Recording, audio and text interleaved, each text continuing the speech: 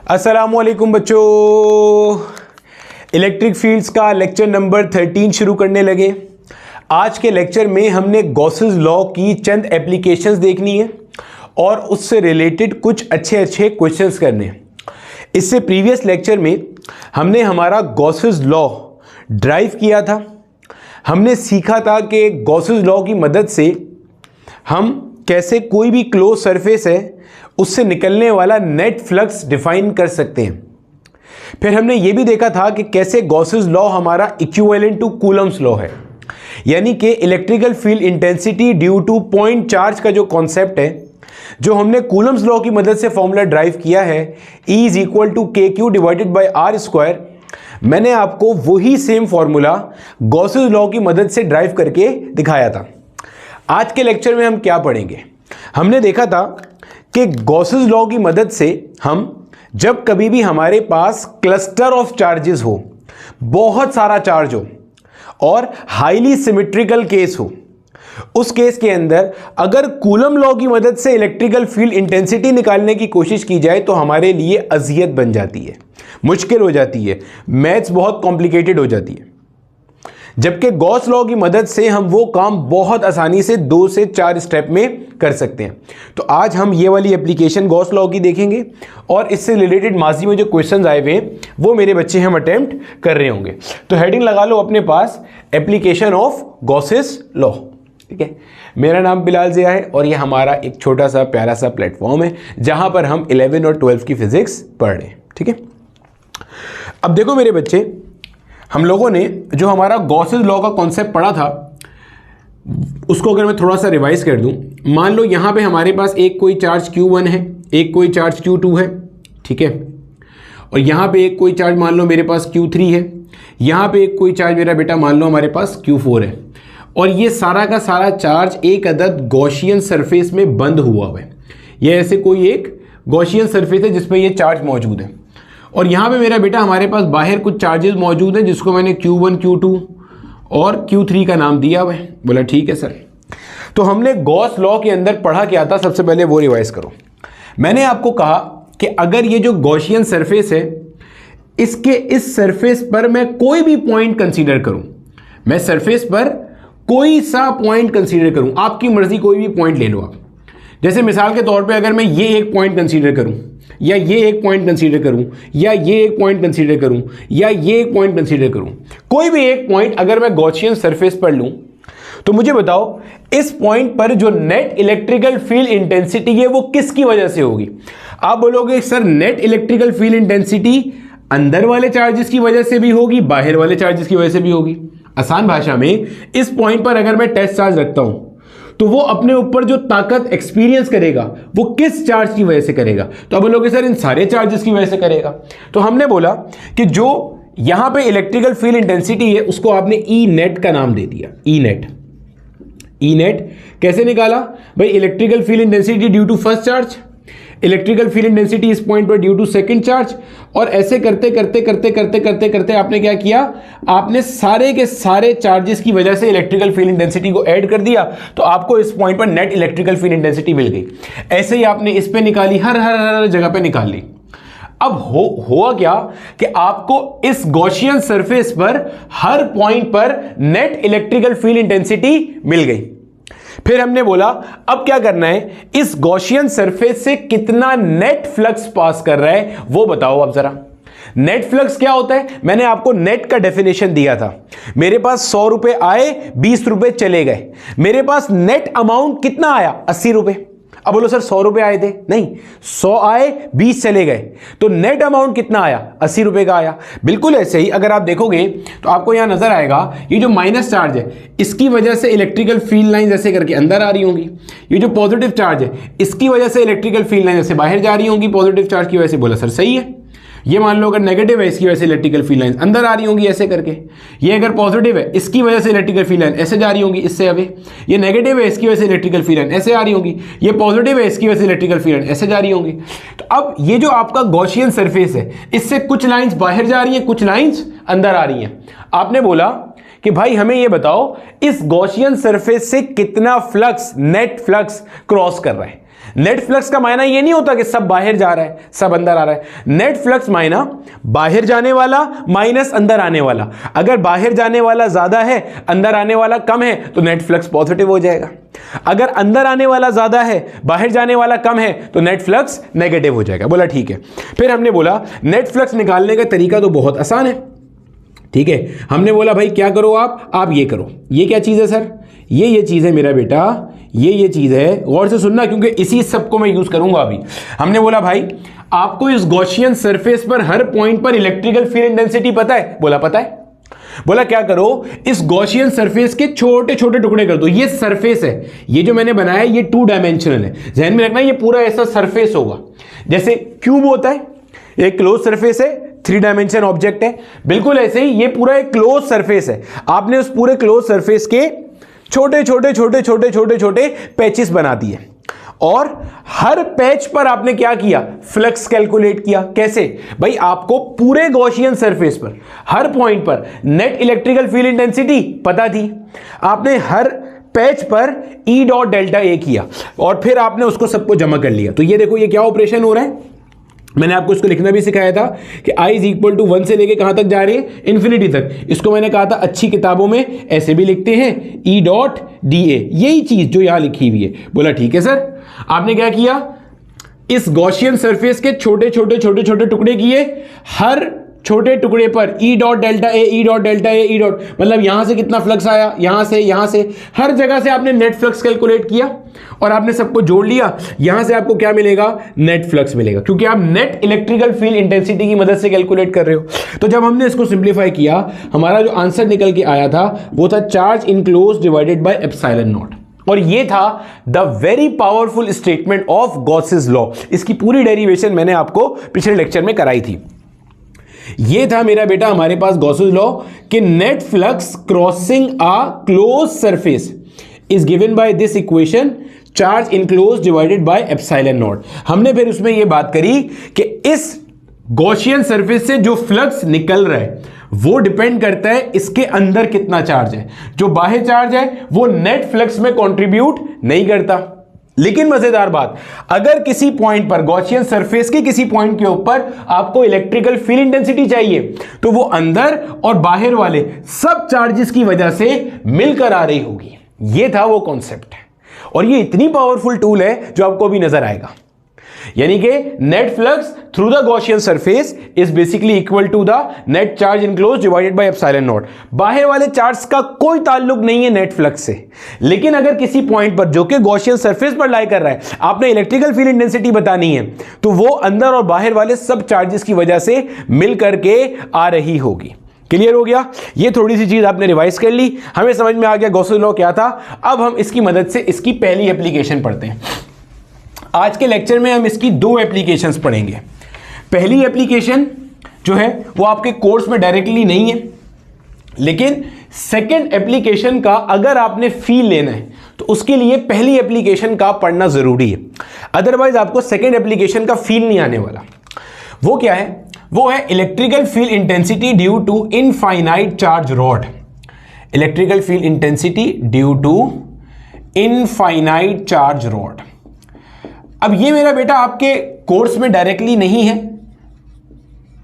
ध्यान में रखिएगा, लेकिन आपको एक फील दिलाना है कि हमारे पास जो गॉसेस लॉ है वो कितना पावरफुल लॉ है।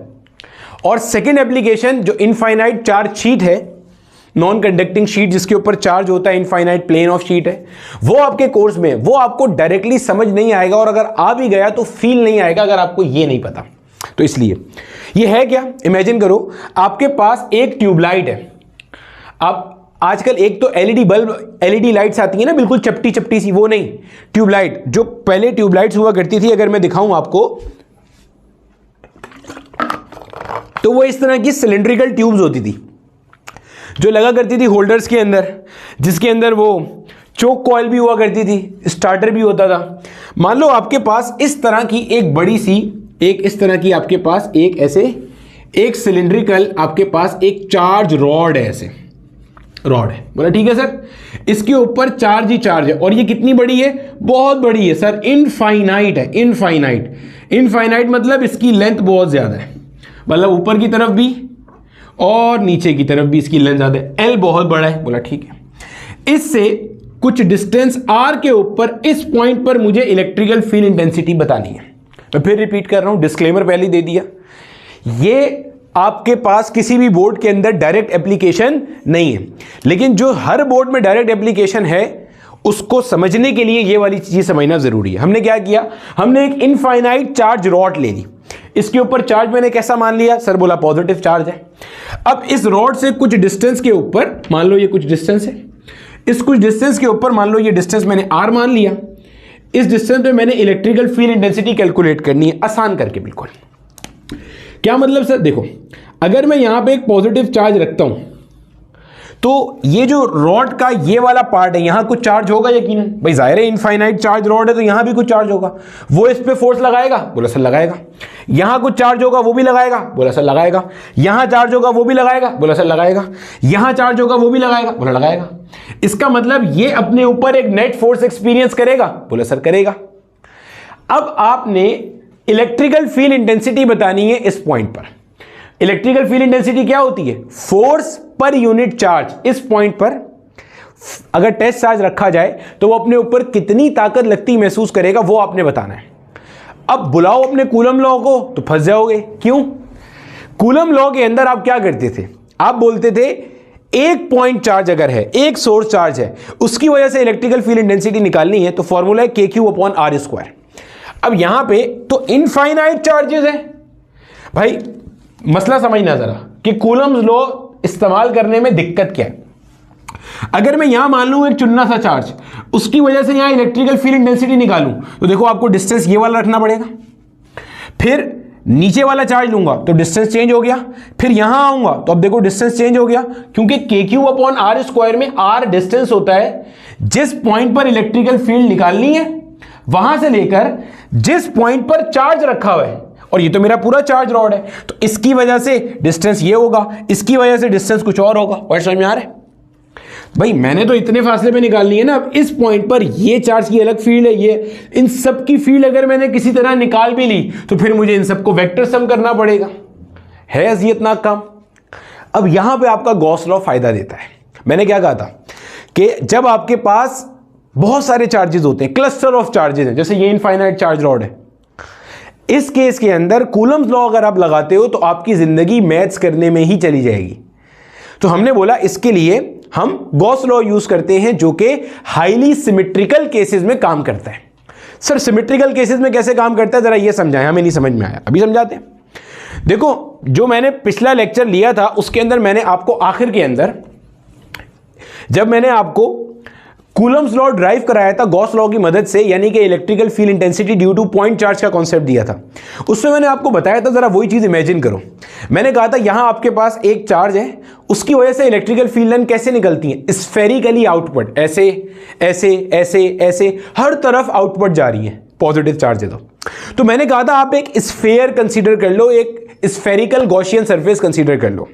उसका फायदा क्या हुआ, फायदा यह हुआ कि जब आपने नेट फ्लक्स निकाला और उस स्फेयर के छोटे छोटे पैचेस किए तो हर पैच पर इलेक्ट्रिकल फील्ड इंटेंसिटी और डेल्टा ए आपस में क्या हो गया, पैरेलल, थीटा क्या हो गया 0 डिग्री। एक फायदा यह हुआ था। दूसरा फायदा यह हुआ था कि हर जगह पे थीटा आपका कांस्टेंट हो गया था।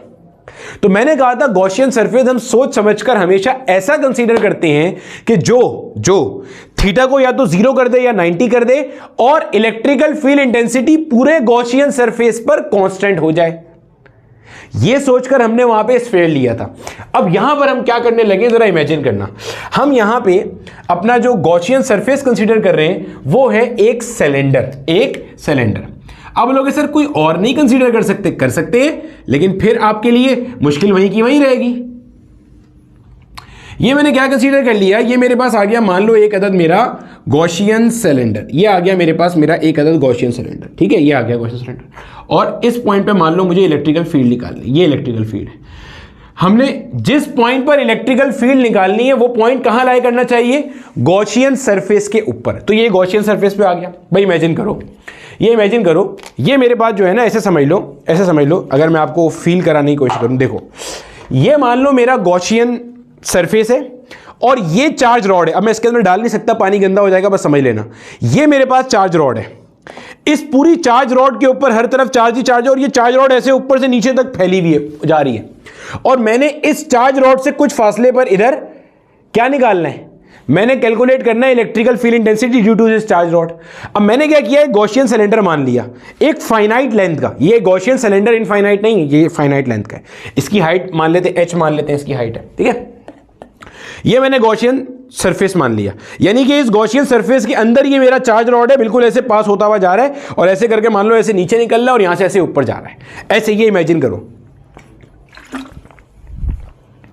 बोले ठीक है। अच्छा, मेरा जो गॉसियन, ध्यान में रखना, ये जो मेरा गॉसियन सरफेस है ना, ये इनफाइनाइट नहीं है।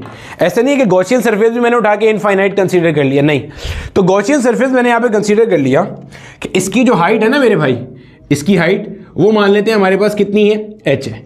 अब सर ये क्यों कंसीडर किया, क्योंकि यहां पर भी मुझे वही वाले दोनों फायदे मिल रहे हैं जो स्फेयर वाले केस में मिल रहे थे। सर कैसे, बता, देखो ये जो आपकी पॉजिटिव चार्ज रॉड है, इसकी वजह से इलेक्ट्रिकल फील्ड कैसी होगी जरा सोचो।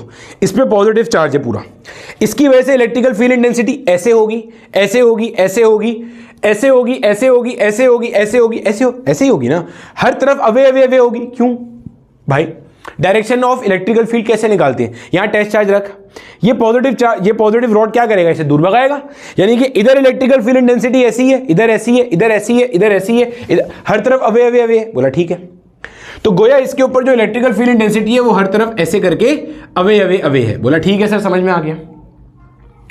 और ये जो मेरा सिलेंडर है, अब इसके ऊपर खास बात क्या है, जरा इमेजिन करो, इसके अंदर से मेरी चार्ज रॉड जा रही है, उसकी वजह से इलेक्ट्रिकल फील्ड सामने की तरफ ऐसे है, इधर ऐसे, इधर ऐसे, इधर हर तरफ ऐसे ऐसे ऐसे है। जब मैं इस सिलेंडर के इसके सरफेसेस के छोटे छोटे पैच बनाऊंगा, अब देखो जब मैं यहां एक पैच बनाऊंगा, इधर एक मैंने पैच बनाया, इस पैच का जो डेल्टा ए है, एरिया एलिमेंट, वो ऐसे होगा और इलेक्ट्रिकल फील्ड इंटेंसिटी भी ऐसे जा रही है। सामने अगर मैं एक पैच बनाता हूं, सोचो इस सरफेस के मैंने बहुत सारे चुन्ने चुन्ने पैचेस बना लिए, यहां एक पैच बनाता हूं, उसकी वजह से डेल्टा ए ऐसे आउटवर्ड होगा और इलेक्ट्रिकल फील्ड भी ऐसे जा रही है। गोया इलेक्ट्रिकल फील्ड जैसे घूम रही है, मेरा डेल्टा ए भी वैसे घूम रहा है, तो गोया हर जगह पे थीटा क्या होगा, 0 डिग्री होगा। और साथ ही साथ अब जरा इसके टॉप पार्ट को भी कंसीडर कर लो भाई, सिलेंडर जो होता है उसके यहां भी सर्कुलर पार्ट होता है, यहां भी सर्कुलर पार्ट होता है। ये चार्ज रॉड ऐसे जा रही है, अगर यहां चार्ज रॉड है, इसकी वजह से इलेक्ट्रिकल फील्ड कैसी होगी, टॉप पे, टॉप ऑफ द सिलेंडर पे ऐसे होगी। भाई सामने की तरफ देखेगा तो ऐसे होगी, सामने ऐसे बाहर जा रही होगी, इधर ऐसे होगी, इधर ऐसे होगी, इधर ऐसे, टॉप पे मतलब ऐसे चार्ज रॉड है, सामने इलेक्ट्रिकल फील्ड ऐसे है, पीछे ऐसे, इधर ऐसे ऐसे ऐसे जा रही है, बोले जा रही है। और टॉप पे अगर आप delta A low, area element, भाई ये सरफेस है, इस सरफेस पे एरिया कहां होगा, अपवर्ड होगा। भाई सिलेंडर में इस पे एरिया ऐसे होगा ना, एरिया, तो एरिया ऐसा है, मतलब चार्ज रॉड के पैरेलल है और इलेक्ट्रिकल फील्ड ऐसे है, तो 90 डिग्री बन गया। गोया कि इस सरफेस से कोई फ्लक्स पास नहीं होगा, ये टॉप सरफेस से। ऐसे ही बॉटम सरफेस से भी कोई फ्लक्स पास नहीं होगा, क्यों, ये चार्ज रॉड जा रही है ऐसे, इस चार्ज रॉड की वजह से इलेक्ट्रिकल फील्ड ऐसे होगी हर डायरेक्शन में। लेकिन अगर आप इसका डेल्टा ए लोगे, डेल्टा ए क्या होता है, परपेंडिकुलर टू द प्लेन, वो कैसा होगा, ऐसा डाउनवर्ड होगा। तो आपके पास देखो परपेंडिकुलर बन गया, डेल्टा ए ऐसा डाउनवर्ड, इलेक्ट्रिकल फील्ड ऐसा ऐसे हर तरफ चल रहा है। तो गोया कि यहां से कोई फ्लक्स पास नहीं हो रहा, यहां से कोई फ्लक्स पास नहीं हो रहा, जो भी फ्लक्स पास हो रहा है वो इस सिलेंड्रिकल सरफेस से पास हो रहा है, वो या सामने की तरफ जा रहा है, ऐसे ऐसे ऐसे फ्लक्स जा रहा है, ऐसे जा रहा है, ऐसे जा रहा है, ऐसे जा रहा है। पॉइंट समझ में आ रहा है। तो ये आपने काम कर लिया, बोला ठीक है। अब आपने करना क्या है, बोला कोई मसला नहीं है, अभी करते हैं जरा। ये बात हमने कंसीडर कर ली कि भाई ये जो चीज है ना, इसको मैं मार्क भी कर देता हूं। ये वाली जो हमारे पास है, इस सर्कुलर पार्ट से कोई फ्लक्स पास नहीं हो रहा, क्योंकि यहां से इलेक्ट्रिकल फील्ड ऐसी है और इसका डेल्टा ए यहां पे ऐसा है। और इस सर्कुलर पार्ट से कोई फ्लक्स पास नहीं हो रहा, क्योंकि यहां पे इलेक्ट्रिकल फील्ड ऐसी है और इसका जो डेल्टा ए है वो ऐसा है, 90 डिग्री का केस बन रहा है। सारा का सारा फ्लक्स इस सिलेंडर के कर्व पार्ट से पास हो रहा है। बोला ठीक है। हमें पता है कि जो नेट फ्लक्स है, नेट फ्लक्स किसी भी गॉसियन सरफेस से जो निकलता है, net flux through a Gaussian surface is equal to charge enclose divided by epsilon naught. यही पता है, नेट फ्लक्स बराबर है किसके, चार्ज इनक्लोज। कौन सा चार्ज, जो इस गॉसियन सरफेस के अंदर है, जो इस सिलेंडर के अंदर चार्ज रॉड है, उतने हिस्से की बात हो रही है। भाई ये एक बड़ी सी इनफाइनाइट रॉड है, ये सारी की सारी सिलेंडर में नहीं है, सिलेंडर के अंदर सिर्फ इतनी है जो h हाइट के अंदर आ रही है, इतना charge enclose divided by epsilon not. बोला ठीक है। और आपको नेट फ्लक्स का फॉर्मूला पता है क्या है? Sigma E dot delta A. Sir आपने यहां नेट क्यों नहीं लिखा? इसलिए नहीं लिखा क्योंकि इससे जितने फासले पर ये पॉइंट है, ये पॉइंट भी इससे इतने ही फासले पर है, ये पॉइंट भी उतना है। तो गौर से समझो मेरी बात। देखो, अगर ये एक सिलेंडर है, इस सिलेंडर के सेंटर से रॉड पास कर रही है, तो सेंटर से जितने फासले पे ये पॉइंट होगा, सेंटर से मतलब उस रॉड के ऊपर कोई पॉइंट ले लो, जैसे मान लो ये मान लो आपके पास रॉड है, इससे जितने फासले पर यहां है, इससे उतने फासले पे ये पॉइंट है, क्योंकि सिलेंडर की वॉल तो स्ट्रेट आ रही है, जितने फासले पे ये वाला पॉइंट है, ऐसे ये है, ऐसे ये। हर जगह पे कर्व सरफेस पे इलेक्ट्रिकल फील्ड कैसी चल रही है? एक जैसी चल रही है। तो इसका मतलब ई की वैल्यू भी कांस्टेंट हो जाएगा, और थीटा पहले 0 डिग्री है, क्योंकि जब ई आगे उस पैच का डेल्टा ए भी आ गया, इधर ई ऐसा है, डेल्टा ए भी ऐसा है, तो थीटा भी 0 चल रहा है। अब जब आप इसको सिंप्लीफाई करते हो, अब देखो जरा, Q enclose divided by epsilon not, बोला ठीक है। इसको खोलो जरा, क्या बनता है? ये बनेगा E1 डॉट डेल्टा A1, बोला ठीक है, plus E2 dot delta A2 करते करते करते EN dot delta AN। Sir ये क्या किया है आपने? देखो, मैंने इसके छोटे छोटे छोटे छोटे छोटे छोटे बहुत सारे टुकड़े कर दिए। जब बहुत सारे टुकड़े कर दिए तो भाई एक पॉइंट पे इलेक्ट्रिकल फील्ड, दूसरे पॉइंट पे, तीसरे पॉइंट पे, चौथे पॉइंट पे, भाई कर क्या रहे हैं? नेट फ्लक्स कैलकुलेट करना है। भाई इस गॉसियन सरफेस से जो फ्लक्स निकल रहा है वो कैसे कैलकुलेट करोगे? आपने इस सिलेंडर के छोटे छोटे छोटे छोटे छोटे छोटे बहुत सारे पूरे टुकड़े कर दिए। इतने हिस्से से कुछ फ्लक्स निकल रहा है, उसको कैलकुलेट किया E1 डेल्टा A1, अगले ऐसे सबको जमा कर लिया, तो पूरे गॉसियन सरफेस का कर्व पार्ट करना है। ये पूरे कर्व पार्ट की बात हो रही है। टॉप और बॉटम का जो सर्कुलर पार्ट है उससे कोई फ्लक्स वैसे ही नहीं निकल रहा। ये हो गया आपके पास charge enclose divided by epsilon naught. अब आपसे पूछा जाएगा कि यार चार्ज इनक्लोज कितना है? देखो, इस पूरी रॉड के ऊपर जो चार्ज स्कैटर हुआ है वो मान लो Q है, और इस पूरे की लेंथ कितनी है? L है। तो इस चीज को हम कहते हैं linear charge density, lambda, linear charge density, that is coulomb per metre. देखो मिसाल से समझो, हम अक्सर कहते हैं ना पाकिस्तान की पॉपुलेशन डेंसिटी ये है, हम कहते हैं पाकिस्तान की पॉपुलेशन डेंसिटी है मिसाल के तौर पे 1000 स्क्वायर किलोमीटर। यानी कि पाकिस्तान के अंदर अगर आप कोई ऐसा रकबा लो जो 1 किलोमीटर बाय 1 किलोमीटर का है, उसके अंदर 1000 लोग रहते हैं। मिसाल दे रहा हूं समझाने के लिए, ये 1 किलोमीटर हो गया, ये 1 किलोमीटर हो गया, ये कितने लोग रहते हैं इसमें? 1000। लेकिन क्या एक्चुअल में ऐसा है? नहीं, क्योंकि 1 किलोमीटर बाय 1 किलोमीटर के अंदर कहीं सड़क भी आएगी, कहीं नाला भी आएगा, कहीं हाई राइज बिल्डिंग्स भी आएंगी। मतलब अगर हाई राइज बिल्डिंग आ गई तो उसमें 1000 से ज्यादा लोग तो उस छोटी सी जगह में ही आ गए। कहीं अगर सड़क आ गई तो उस पर कोई बंदा रहता तो नहीं है। तो बिल्कुल ऐसे ही ये क्या चीज है? ये है लीनियर चार्ज डेंसिटी, कि इस पूरी रॉड के ऊपर जो चार्ज है उसको आपने कहा Q, और इस पूरे की जो लेंथ है उसे आपने क्या कह दिया? L कह दिया। तो Q divided by L, that is lambda, linear charge density. अब देखो, अगर मैं आपसे कहता हूं फॉर एग्जांपल जो इसकी लीनियर चार्ज डेंसिटी है वो है 2 कूलम पर मीटर। समझना जरा, अगर मैं कहता हूं इस रॉड की linear charge density 2 coulomb per metre, तो इसका मतलब क्या है? इसका मतलब है 1 मीटर टुकड़े पर 2 कूलम चार्ज है। तो अगर 2 मीटर टुकड़ा होता तो 4 कूलम चार्ज होता, 6 मीटर टुकड़ा होता तो भाई 2 से मल्टीप्लाई कर दे, 12 कूलम चार्ज हो जाता। मतलब आपको पता चल गया 1 मीटर पर इतना चार्ज है। मैंने कहा 6 मीटर पर कितना चार्ज है, आपने उसको 6 से मल्टीप्लाई कर दिया। समझ आ रही है? मैंने कहा 4 मीटर में कितना चार्ज है, आपने इसी को 4 से मल्टीप्लाई कर दिया। तो आपको पता चल गया कि इस पूरी रॉड में 1 मीटर पर कितना चार्ज है? लैम्डा चार्ज है। आपको कितना चाहिए? h हाइट चाहिए, क्योंकि इस रॉड की सिर्फ ये h हाइट इसके अंदर है। इस रॉड की सिर्फ h हाइट क्या है? इस सिलेंडर के अंदर है। तो चार्ज इनक्लोज आपके पास कितना होगा? Lambda multiply by h। क्यों? लैम्डा क्या है? 1 मीटर रॉड पर कितना कूलम चार्ज है, और ये रॉड सिलेंडर में घुसी हुई कितनी है? सिर्फ h, क्योंकि आपकी सिलेंडर की हाइट कितनी है? h हाइट है। तो लैम्डा इंटू h आपके पास क्या हो गया? चार्ज इनक्लोज हो गया। बोला ठीक है। अब आप यहां से आपने सिंप्लीफाई किया, आपको पता चल गया E delta A1 plus E delta A2, देखो, प्लस E डेल्टा AN, यहां आ गया lambda into H divided by epsilon not. बोला ठीक है। देखो यहां पे अब समझना जरा, सर ये E1 को E कैसे लिखा? क्योंकि मैंने कहा ये जो सिलेंडर का कर्व पार्ट है, ये सेंटर में रॉड है, इससे जितने फासले पे सिलेंडर का ये कर्व पार्ट है उतनी फासले पे यहां से ये कर्व पार्ट है, उतनी फासले पे ये है, उतनी फासले पे ये है। तो हर जगह पे E का वैल्यू कैसा है? 1 बराबर। सर जब डॉट प्रोडक्ट खोलते हैं तो cos थीटा आता है, तो थीटा क्या हुआ? 0 डिग्री, क्योंकि सामने वाले पार्ट पे E ऐसा है, डेल्टा ए भी ऐसा है, तो थीटा 0 डिग्री होगा, cos 0 डिग्री 1 होता है। आपने यहां से E कॉमन ले लिया, और यही E आपको कैलकुलेट करना है इस पॉइंट पे। मतलब गॉसियन सरफेस के ऊपर ही तो आप क्या कर रहे हो? E कैलकुलेट कर रहे हो। ये क्या हो गया? Delta A1 plus delta A2 up till delta AN। क्या पता चला यहां से आपको? ये पता चल गया। ये आप क्या कर रहे हो, ये आप एरिया एलिमेंट्स को जोड़ रहे हो। कौन से एरिया एलिमेंट्स को? जहां से फ्लक्स पास हो रहा है। फ्लक्स कहां से पास हो रहा है? अगर ये आपका सिलेंडर है, फ्लक्स पास हो रहा है इस कर्व पार्ट से, टॉप से और बॉटम से कोई फ्लक्स आपका पास नहीं हो रहा। अब इस कर्व पार्ट का आपने सरफेस एरिया निकालना है। भाई ये क्या है? डेल्टा A1 इस छोटे पैच का एरिया, डेल्टा A2, ऐसे करते करते सबको जोड़ेगा तो इस कर्व पार्ट का एरिया आ जाएगा। अब इस कर्व पार्ट का एरिया कैसा आएगा? आप इसको ऊपर से देखो तो आपको, आप इसको ऊपर से देखो, ऐसे ऊपर से देखो तो आपको ये एक सर्कल नजर आएगा। बोला आएगा। इस सर्कल का सरकमफेरेंस कितना है? 2πr। सर्कल का सरकमफेरेंस कितना है? r, ये डिस्टेंस है। सर्कल का सरकमफेरेंस कितना है? 2πr। अगर मैं इस 2πr को h से मल्टीप्लाई कर दूं तो मेरे पास ये सरफेस एरिया आ जाएगा।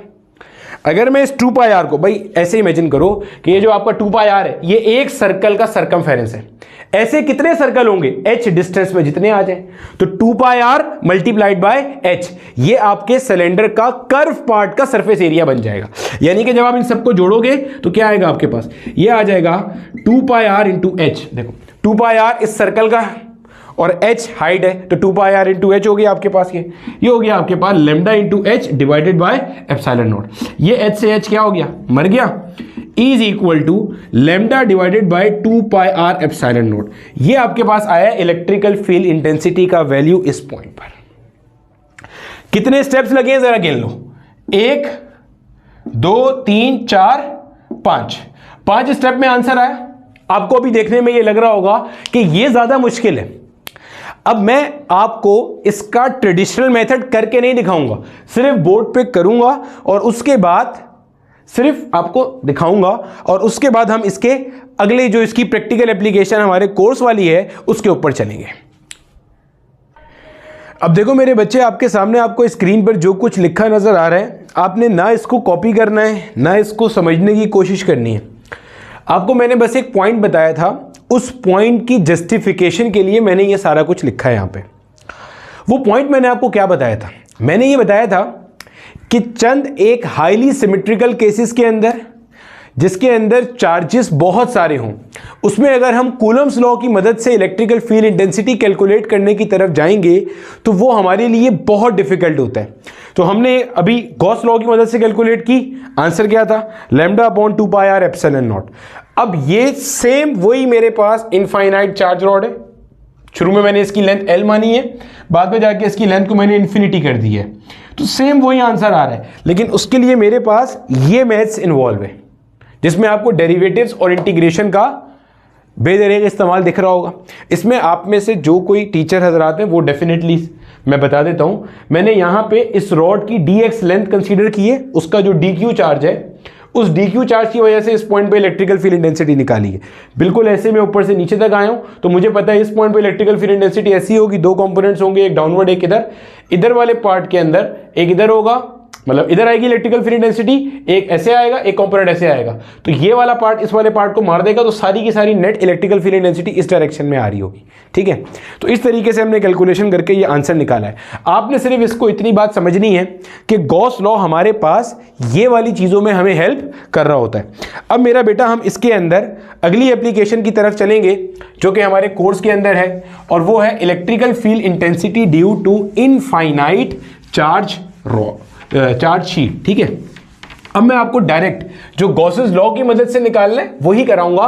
बस आपको एक फील देना था कि हम लोग कितनी सारी कॉम्प्लेक्स कैलकुलेशन को अवॉइड कर सकते हैं गॉस लॉ की मदद से, ये एक फीलर देना था बस। ठीक है, चलो हेडिंग लगा लो अपने पास, electrical field intensity due to infinite charge sheet.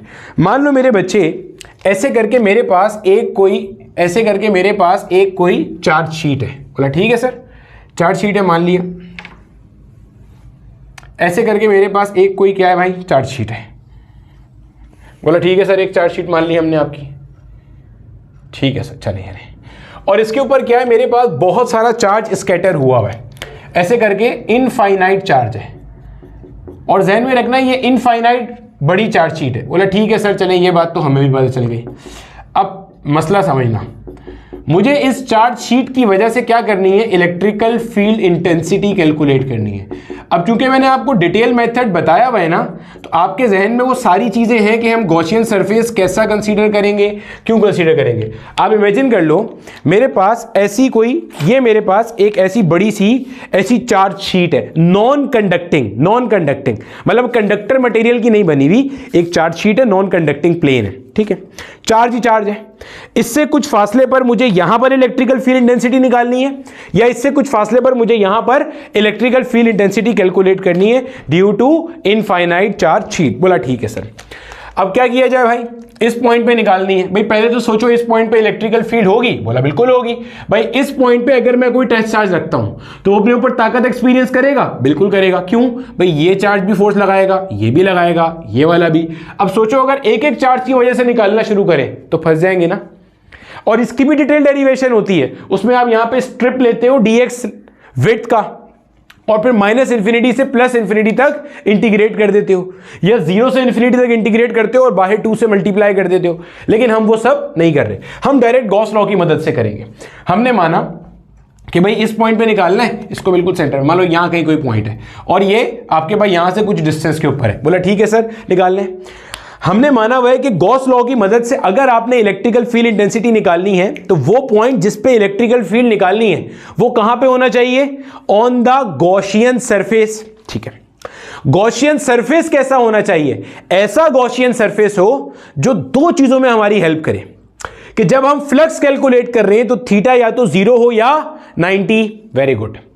Similarly उस गॉसियन सरफेस के ऊपर जहां पर फ्लक्स कैलकुलेट कर रहे हैं वहां हर जगह पे इलेक्ट्रिकल फील्ड इंटेंसिटी का वैल्यू कैसा होना चाहिए, एक मैग्नीट्यूड का, ताकि सॉल्व करना क्या हो जाए, आसान हो जाए। बस ये टेक अवे पॉइंट है, ये अगर आपने सीख लिए ना बस यही है। तो हमने यहां पे जो गॉसियन सरफेस कंसीडर किया वो मेरे बच्चे हमने एक सिलेंडर कंसीडर किया है। अब वो ऐसा एक सिलेंडर आ गया, मान लो मेरे पास ऐसा इस सिलेंडर के फ्रंट फेस के ऊपर यहां पे मेरा वो पॉइंट लाई कर रहा है, और ये सिलेंडर मैंने माना है कि ऐसे पास करता हुआ जा रहा है और एक फेस इसका यहां पर है। मतलब सिलेंडर के दो फेसेस होते हैं, एक यहां है और एक यहां है। बोला ठीक है सर समझ में आता है, इसमें कौन सी परेशानी वाली बात है। ठीक है, और यहां पे मुझे इलेक्ट्रिकल फील्ड निकालनी है। बोला ठीक है सर समझ में आता है, कोई परेशानी नहीं है।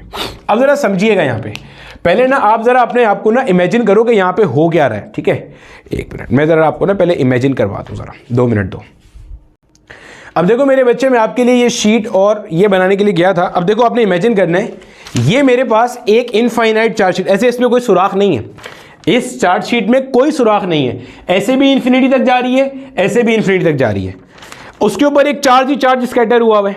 मुझे इसकी मदद से इधर इलेक्ट्रिकल फील्ड निकालनी है और इधर इलेक्ट्रिकल फील्ड निकालनी है। बोला ठीक है, और गॉसेस लॉ इस्तेमाल करेंगे। आपने इसका ट्रेडिशनल मेथड देख लिया है। ऐसा हमने एक सिलेंडर पास कराया जो कि ऐसे ये ऐसा हमने एक सिलेंडर पास कराया।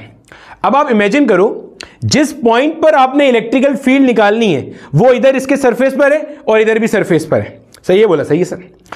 अब आप ये देखो, ऐसा इसमें कोई सुराख नहीं है, और ये जो आपका गॉसियन सरफेस है ये तो एक इमेजिनरी सरफेस है। इसका मतलब इस पूरी शीट पे चार्ज है, लेकिन ये जो गॉसियन सरफेस के अंदर चार्ज है वो सिर्फ इनक्लोज हुआ है, बाकी का सारा चार्ज क्या है, बाहर है। ये फील आ रहा है भाई, इस पूरी शीट पर चार्ज मौजूद था, लेकिन इस सिलेंडर के अंदर कितना चार्ज है जो इस सुराख के अंदर होगा। ये मैंने होल किया है आर पार करने के लिए, इस शीट में तो कोई होल नहीं है। ये जो गॉसियन सरफेस है इसने कितना चार्ज इनक्लोज किया हुआ है, इसने सिर्फ वो चार्ज इनक्लोज किया हुआ है जो इस सुराख के अंदर, यानी कि इस बोतल के अंदर, इस बोतल के अंदर सिर्फ वो चार्ज होगा जो इतने हिस्से में, यानी कि अगर मैं इसको निकाल के दिखाऊं, इस बोतल में कितना चार्ज होगा, सोचो जितना चार्ज इस जगह में है वो सारा का सारा इस सिलेंडर के अंदर आ रहा है, वो इनक्लोज चार्ज है, बाकी का इनक्लोज चार्ज नहीं है। अब अगर आपने कल का लेक्चर और आज का लेक्चर ढंग से लिया है तो इस पॉइंट पर जो इलेक्ट्रिकल फील्ड इंटेंसिटी होगी वो सिर्फ इस इनक्लोज चार्ज की वजह से है या पूरी शीट की वजह से, तो वो पूरी शीट की वजह से है। लेकिन इस गॉसियन सरफेस से जो फ्लक्स निकल रहा है, चाहे वो इस फेस से निकले चाहे वो इस फेस से निकले, वो सारे चार्ज की वजह से या इनक्लोज चार्ज की वजह से, तो वो सिर्फ इनक्लोज चार्ज की वजह से। यही तो खूबसूरती है, इलेक्ट्रिकल फील्ड सबकी वजह से मिलेगी, लेकिन काम आपको सिर्फ इनक्लोज चार्ज का करना पड़ेगा। That is what the power of Gauss law is. Feel आ रहा है?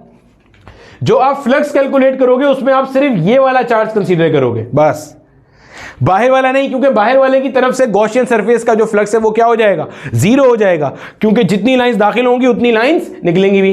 अच्छा मजीद इमेजिन करो, अब आपके पास इलेक्ट्रिकल फील्ड इसकी वजह से कैसी होगी, सोचो, इलेक्ट्रिकल फील्ड इसकी वजह से ऐसी होगी, यहां पर ऐसी होगी, और पीछे की तरफ कैसी होगी, ऐसे होगी भाई, ऐसे होगी, सीधी सी बात है। और अगर मैं डेल्टा ए की कैलकुलेशन करूं, डेल्टा ए मतलब वेक्टर एरिया, तो यहां का जो फेस है इसके ऊपर डेल्टा ए ऐसा होगा, बोला होगा, कर्व पार्ट पे ऐसा होगा, और यहां पे डेल्टा ए ऐसा होगा। चेक करो, मैं आपको भी इमेजिन भी करा के दिखा देता हूं। आपके पास जो डेल्टा ए की कैलकुलेशन है, अब देखो, आप जरा वापस देखो इसको, चल भाई आ जाओ वापस, देखो, समझो, फील करो कॉन्सेप्ट को। देखो, अब देखो, ये मेरे पास इसके ऊपर plus plus plus plus charge है, बोला है, तो इसके अंदर जो सुराख के अंदर चार्ज मौजूद है वो भी प्लस प्लस है, तो प्लस चार्ज की वजह से इलेक्ट्रिकल फील्ड क्या होती है, अवे फ्रॉम द चार्ज। तो इस फेस से देखोगे तो ऐसे आ रही है अवे फ्रॉम द चार्ज, इस फेस से देखोगे तो ऐसे आ रही है अवे फ्रॉम द चार्ज। बोला ठीक है। इस फेस का डेल्टा ए कैसा होगा, आउटवर्ड, इस फेस का डेल्टा ए कैसा होगा, आउटवर्ड। बोला ठीक है।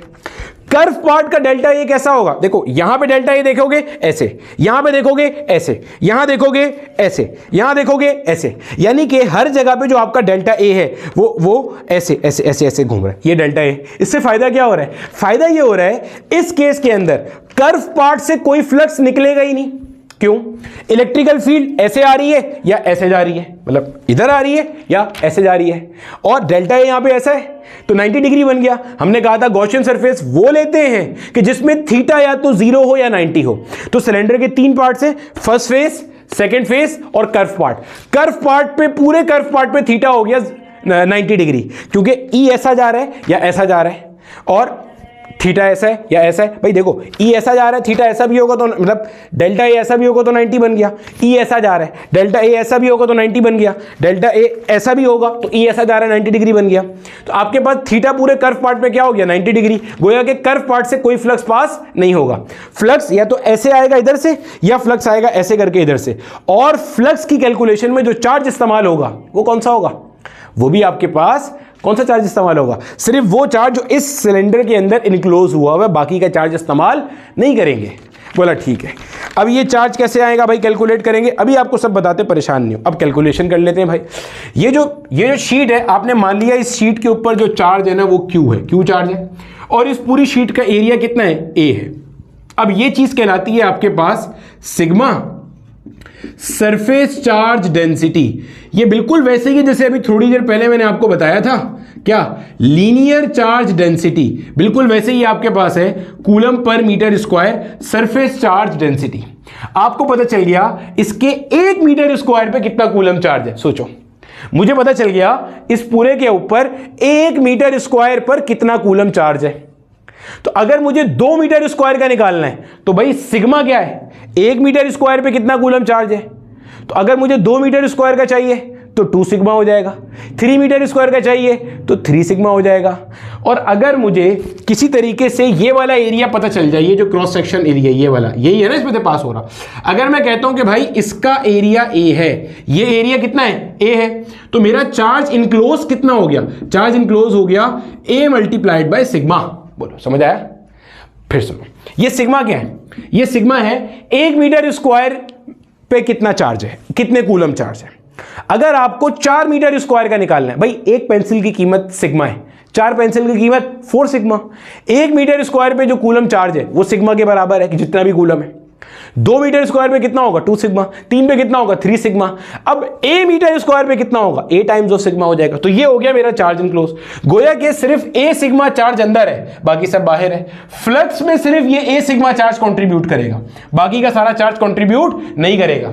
अगर मैं आपसे सवाल पूछूं कि वो चार्ज जो फ्लक्स में कंट्रीब्यूशन नहीं कर रहा, जिसकी वजह से net flux through the Gaussian surface 0 है, वो कितना होगा, आप बोलोगे total charge minus a sigma.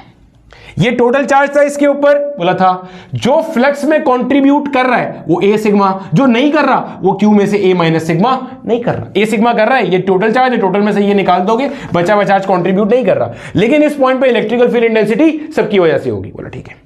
Similarly जब आप इस पॉइंट पे E निकालोगे तो वो ये जो पूरा सरफेस है ये तो फ्लैट सरफेस है, देखो इधर समझो, ये जो आपके पास सरफेस है ये वाला, ये फ्लैट सरफेस है। भाई आप इमेजिन करो, सेंटर से लेके जितना फासला इधर का है उतना ही फासला सेंटर से इधर का है, उतना ही फासला सेंटर से यहां का है, उतना ही सेंटर से यहां का है, मतलब इस पूरे फेस का फासला सेंटर से एक बराबर है। तो जो ई का वैल्यू यहां वही यहां वही यहां वही यहां वही यहां, ई का वैल्यू कैसा होगा, एक बराबर, सेम पीछे की तरफ होगा। तो अब अगर आपने नेट फ्लक्स कैलकुलेट करना है तो आप बोलोगे भाई flux through face 1 plus flux through face 2। आप बोलो भाई फ्लक्स थ्रू फेस 1 कितना होगा, आप बोलोगे भाई ई delta A cos of 0 degree, क्योंकि ई भी यहां डेल्टा ए भी यहां, कितना बन जाएगा, ये बन जाएगा भाई ई डेल्टा ए। आपको बोला जाए भाई फ्लक्स थ्रू फेस 2, तो ये फेस 2 है, ऐसे जाएगा इधर इधर, ठीक है। आपने बोला भाई ई delta A cos of 0 degree, again कितना आ गया भाई ई डेल्टा ए। आपको बोला जाए भाई फ्लक्स थ्रू कर्व पार्ट, ये जो कर्व बॉडी है इसकी वजह से फ्लक्स कितना होगा, आप बोलोगे भाई ई delta A cos of 90 degree. Cos 90 कितना होता है, 0, क्योंकि ई यहां है, डेल्टा ए ऊपर है, बाहर है, नीचे, अंदर है, हर जगह पे कॉस 90 है, तो ये 0 हो गया। भाई total flux through the Gaussian surface कितना हो रहा है, इन सबको जोड़ लो। भाई यही है ना गॉसियन सरफेस, सिलेंडर है तो या तो कर्व पार्ट से निकलेगा या फेसेस से निकलेगा। तो आपने बोला कि जो नेट फ्लक्स है थ्रू द गॉसियन सरफेस वो कितना होगा भाई, E into delta A plus E into delta A plus 0, यही हो जाएगा, बोला हो जाएगा। ऐड कर दिया, क्या बनता है 2 इंटू ई डेल्टा ए, बोला ठीक है। और ये डेल्टा ए क्या है, ये एरिया है, ये डेल्टा ए वाला एरिया है जिसका आपने परपेंडिकुलर ये यूनिट वेक्टर भी दिया हुआ था, मतलब इसके इसी की डायरेक्शन दी थी ना डेल्टा ए की, बोला ठीक है।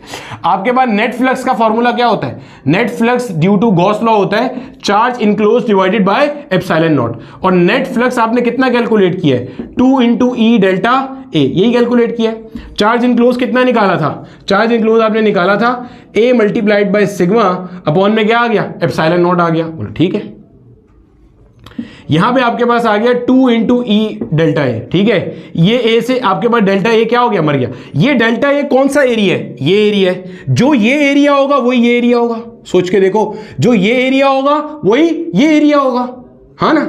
अरे भाई ये पूरा सिलेंडर अभी आर पार करा था, देखो जो ये एरिया है वही ये एरिया है, बोला सही है सर, सही है। तो ये हो गया। अब आपके पास यहां से आपने निकाला ये सिग्मा, आपके ये 2 यहां पे आ जाएगा, तो sigma divided by 2 epsilon not is equal to E. ये आपने निकाली है electrical field intensity due to infinite charge sheet. एक इनफाइनाइट चार्ज शीट की वजह से ये आपके पास आ रही है।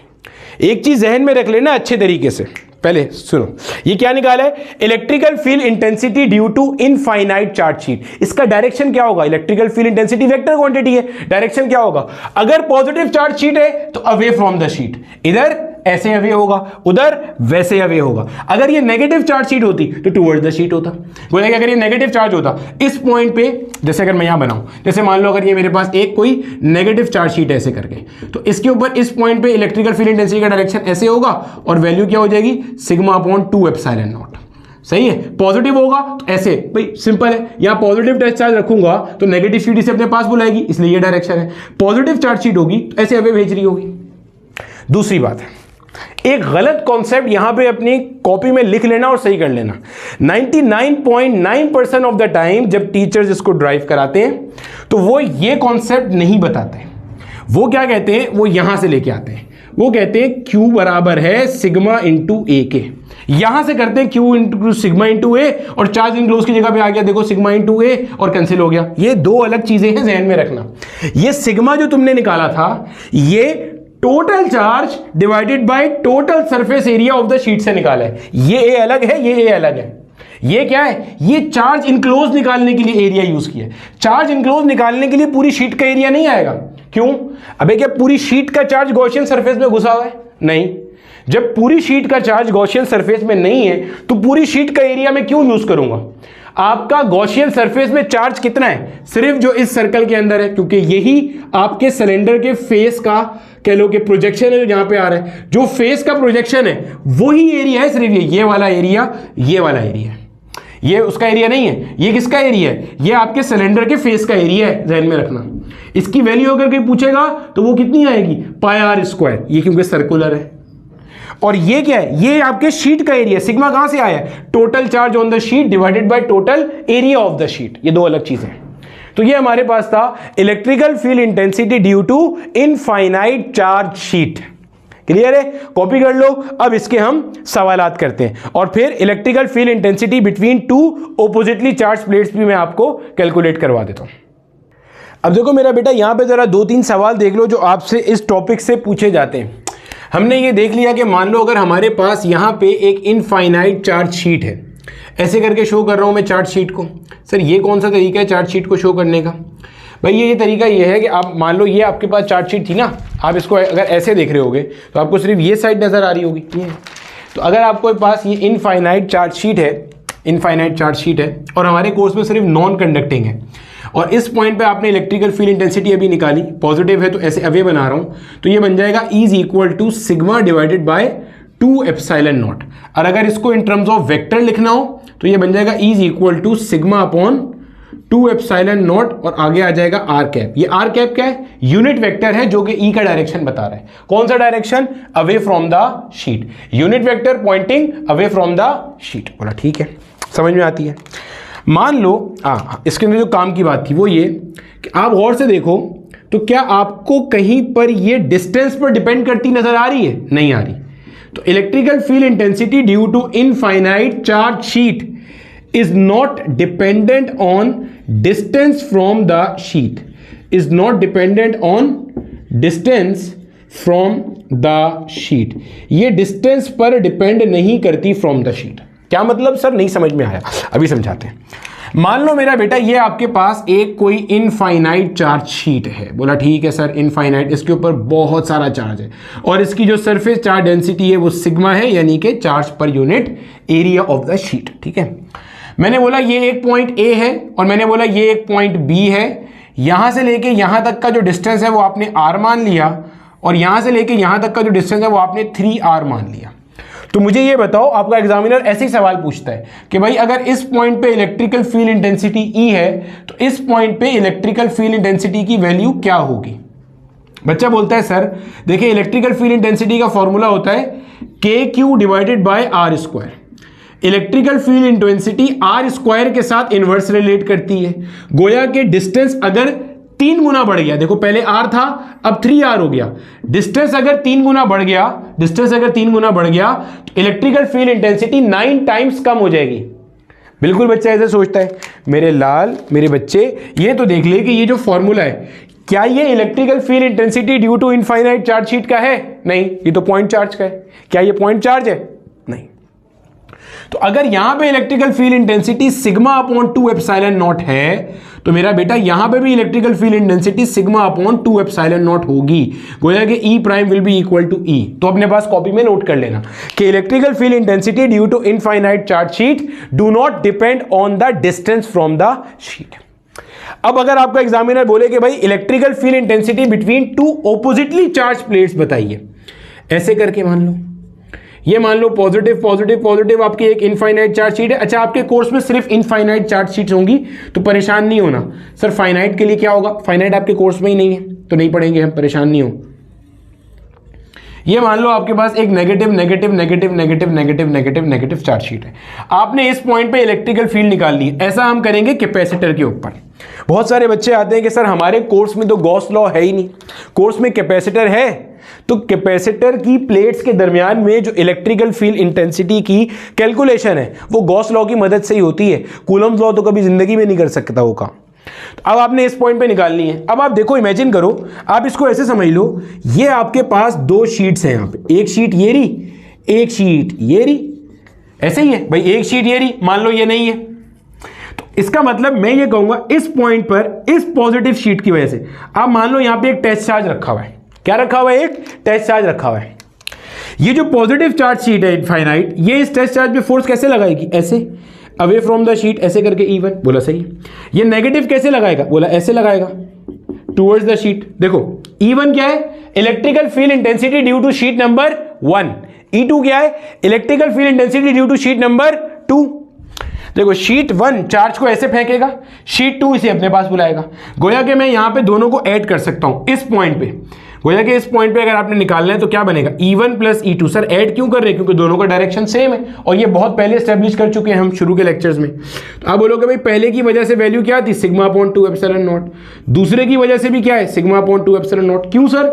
भाई मानो सिर्फ एक ये शीट है, ये शीट नहीं है, तो एक इनफाइनाइट चार्ज शीट की वजह से इलेक्ट्रिकल फील्ड इंटेंसिटी कितनी होती है? Sigma by 2 epsilon not. अभी ड्राइव की है। ये है और ये नहीं है, तो इसकी वजह से इस पॉइंट पे क्या होगी, सिग्मा बाय 2 एप्सिलॉन नॉट। और अभी बताया था पॉजिटिव चार्ज के लिए अवे होती है, नेगेटिव के लिए क्या होती है, टुवर्ड्स होती है। बोला ठीक है, दोनों को जोड़ लेंगे तो आपके पास net electrical field intensity in between two oppositely charge plates कितनी आ रही है, एलसीएम सेम है तो ये बन जाएगा 2 सिग्मा अपॉन 2 एप्सिलॉन नॉट। 2 से 2 मर गया, क्या होता है सिग्मा अपॉन एप्सिलॉन नॉट। और डायरेक्शन क्या बनेगी इसकी, डायरेक्शन देखो पॉजिटिव से अवे और नेगेटिव की तरफ, ये डायरेक्शन बनेगी नेट इलेक्ट्रिकल फील्ड इंटेंसिटी की। यानी कि अपने पास क्या नोट करोगे कि दो ऑपोजिटली चार्ज प्लेट्स के दरमियान में जो नेट इलेक्ट्रिकल फील्ड इंटेंसिटी है वो क्या है, वो है सिग्मा अपॉन एप्सिलॉन नॉट और उसका डायरेक्शन क्या है, away from the positive sheet and towards the negative sheet. यानी कि अगर यहां पे कहीं पर भी, मतलब यहां पे पूछा जाएगा तब भी यही वैल्यू है सिग्मा अपॉन एप्सिलॉन नॉट, यहां पूछा जाएगा तब भी यही वैल्यू है। क्यों सर, ये वाला पॉइंट तो नेगेटिव शीट के करीब है, पॉजिटिव से दूर है, कोई फर्क नहीं पड़ता क्योंकि इनफाइनाइट चार्ज शीट की इलेक्ट्रिक फील्ड इंटेंसिटी डिस्टेंस पे डिपेंड नहीं करती। इस पॉइंट पर पॉजिटिव की वजह से electrical field intensity sigma upon 2 epsilon not ऐसे होगी, इसकी वजह से भी सिग्मा अपॉन 2 एप्सिलॉन नॉट ऐसे ही होगी। तो जोड़ दोगे 2 सिग्मा अपॉन 2 एप्सिलॉन नॉट होगा, कैंसिल करोगे 2 से क्या आएगा, सिग्मा अपॉन, इस पॉइंट पे भी यही आएगी। यानी कि किसी भी पॉइंट पे आपको बोला जाए इलेक्ट्रिकल फील्ड इंटेंसिटी कैलकुलेट करो तो वो एक बराबर आएगी। इसका मतलब आपने ये भी देख लिया कि अगर हमारे पास दो ऑपोजिटली चार्ज प्लेट्स हैं, सुनना गौर से, अगर हमारे पास दो ऑपोजिटली चार्ज प्लेट्स हैं, ऑपोजिटली चार्ज प्लेट्स, अगर हमारे पास दो ऑपोजिटली चार्ज प्लेट्स हैं, सुनना गौर से, तो उनकी वजह से जो इलेक्ट्रिकल फील्ड इंटेंसिटी होती है वो यूनिफॉर्म होती है। क्यों, क्योंकि इस पॉइंट पे जो होगी वो यहां होगी, वो यहां होगी, वो यहां होगी, वो यहां होगी, वो यहां होगी। ऐसा किसमें होता है, यूनिफॉर्म इलेक्ट्रिक फील्ड में होता है। ध्यान में रहेगी अब ये बात, ऐसा किसमें होता है, यूनिफॉर्म इलेक्ट्रिक फील्ड में होता हैगा। बोला ठीक है सर, समझ में आता है। सर अगर ये ऑपोजिटली चार्ज प्लेट्स ना होती, सिमिलरली चार्ज प्लेट्स होती, फिर क्या करते, मतलब मान लो ये भी पॉजिटिव पॉजिटिव पॉजिटिव पॉजिटिव होता, ये भी पॉजिटिव पॉजिटिव पॉजिटिव होता, फिर क्या करते। बोला कोई टेंशन नहीं है भाई, इस पॉइंट पर ये मान लो शीट 1 है, ये मान लो शीट 2 है, इनफाइनाइट चार्ज शीट, दोनों सेम चार्ज है। इस पॉइंट पर इसकी वजह से कैसे होगी, बोला ऐसे होगी, और वैल्यू क्या होगी, सिग्मा बाय 2 एप्सिलॉन नॉट। इसकी वजह से कैसे होगी, इसकी वजह से ऐसे होगी भाई, ऐसे अवे फ्रॉम द शीट होगी ना, पॉजिटिव है, ठीक है। वैल्यू क्या होगी, बोला sigma by 2 epsilon not. Anti parallel vectors हैं, बोला है, वैल्यू सेम है, सेम है, तो एक दूसरे को काट देंगे, यहां पे नेट फील्ड क्या हो जाएगी, 0। इसका मतलब अगर सिमिलर चार्ज प्लेट्स है इनफाइनाइट, तो उनके दरमियान में हर जगह पे इलेक्ट्रिकल फील्ड इंटेंसिटी क्या होगी, 0 हो जाएगी। क्लियर है, कॉपी कर लो, इसका 1-2 सवाल करते हैं। अब देखो मेरे बच्चे, आपके सामने मैंने एक सवाल मेंशन किया है जो कि Pakistan institute of engineering and applied sciences के अंदर 2024 में पूछा गया। कहता क्या है भाई, कहता आपसे ये है, a large plane sheet of charge having surface charge density. यहां पे जरा 2 मिनट रुक के पहले ये चेक कर लो, ये जो लार्ज का लफ्ज लिखा हुआ है ना, जब भी कभी आए लार्ज तो वही है इनफाइनाइट, आपके कोर्स में यही है, infinite plane sheet of charge having surface charge density, this lie in X Y plane. ये डायग्राम भी दी हुई थी वरना हम खुद बना लेते। ये वाई एक्सिस है, ये एक्स एक्सिस है, ये जेड एक्सिस है। ऐसे इस कमरे को इमेजिन कर लो, ये आपको दिया हुआ है एक्स एक्सिस, ये दिया हुआ है वाई एक्सिस, ये दिया हुआ है आपका जेड एक्सिस। तो एक्स वाई जेड, ये वाला प्लेन कौन सा होगा, वाई जेड प्लेन, क्योंकि ये वाई है, ये जेड है, ये उसके बीच में आ रहा है। ये कौन सा होगा, एक्स वाई, ये प्लेन हो गया एक्स वाई। ये जहां जो मेरा जमीन है ये क्या बनेगा, एक्स जेड के बीच में आ रहा है, तो एक्स जेड प्लेन बन जाएगा। तो ऐसे एक्स वाई प्लेन के ऊपर लाई कर रही है, ये शीट आपकी ऐसे लाई कर रही है, इधर ये वाई है, ये एक्स है, ऐसे आपके पास इलेक्ट्रिकल मतलब जो चार्ज शीट है वो ऐसे एक्स वाई प्लेन में लाई कर रही है, इस सामने वाली दीवार पे लाई कर रही है। फाइंड इलेक्ट्रिक फ्लक्स कैलकुलेट करो through circular area of radius. Radius कितना गिवन था भाई, रेडियस हमें गिवन था 0.1 मीटर। रेडियस गिवन है मेरे बच्चे 0.1 मीटर, वो मैं लिखना भूल गया। रेडियस आपके पास है 0.1 metre. If normal to the surface area makes an angle of 60 degree with the positive Z axis. अब आपने इस सवाल को अटेम्प्ट करना है, अच्छा सवाल है, मजेदार सवाल है। देखो आपने सवाल को अटेम्प्ट करना है, मैं 3 तक गिन रहा हूं, फिर मैं सॉल्व कराऊंगा। 1 2, अबे कर ले अटेम्प्ट, सही है। देखो भाई, हमारे पास जो फ्लक्स निकालने का फॉर्मूला था वो था phi is equal to E delta A cos theta. अब बोलोगे सर ये तो यूनिफॉर्म इलेक्ट्रिक फील्ड में था, मैंने अभी आपको बताया जो एक इनफाइनाइट चार्ज शीट होती है उसकी वजह से डिस्टेंस पे इलेक्ट्रिक फील्ड डिपेंड नहीं करती, तो इलेक्ट्रिकल फील्ड लाइन सीधी सीधी आएंगी। तो इलेक्ट्रिक फील्ड की वैल्यू हर जगह पे क्या है, सिग्मा बाय 2 एप्सिलॉन नॉट। ठीक है, अब अगर एक्स वाई प्लेन, गोया कि ये वाई एक्सिस, ये एक्स एक्सिस, इस दीवार के ऊपर शीट है, पॉजिटिव चार्ज शीट, तो इलेक्ट्रिक फील्ड कैसे आ रही होगी, ऐसे सीधी आ रही होगी, ऐसे ऐसे अलोंग जेड एक्सिस आ रही होगी, बोला आ रही होगी, ऐसे आ रही होगी ना, ये जेड एक्सिस है, तो इसी के अलोंग आपकी इलेक्ट्रिक फील्ड है। ठीक है, इतनी बात समझ में आती आती। अब आपने सबसे पहले तो यहां पे इलेक्ट्रिक फील्ड की वैल्यू देख लो। इलेक्ट्रिक फील्ड की वैल्यू क्या बन जाएगी, सिग्मा अपॉन 2 एप्सिलॉन नॉट। ये तो हम सब पढ़ सकते हैं, कोई मसला नहीं है। सिग्मा ये गिवन है, एप्सिलॉन नॉट कितना होता है 8.85 पावर -12। अब आ गया क्या, एरिया।